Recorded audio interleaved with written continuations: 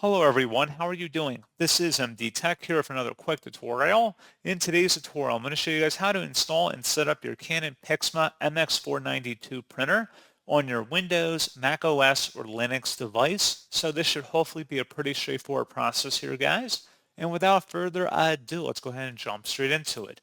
So all you have to do is open up a web browser, and into Google search, you want to look for Canon PIXMA MX492 support. Go ahead and search for that. Best result should be from a Canon domain here. This is Canon support for PIXMA MX492. Go ahead and open that up. And now that we're on the support page, scroll down underneath downloads and expand the software and drivers section. And then locate the item in here that says print driver and scan utility installer. Select download. And then once it's downloaded, go ahead and open that up to run it.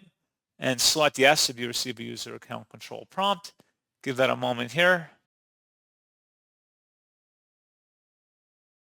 And then you have to select next on this prompt, select the correct country and region, agree to the end user license terms, and then just continue with the installation as you would with most normal programs.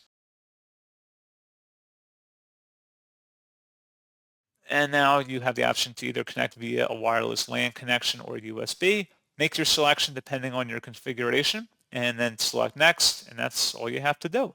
So pretty straightforward process on that, guys, and as always, thank you for watching. I do hope that I was able to help you out, and I do look forward to catching you all in the next tutorial. Goodbye.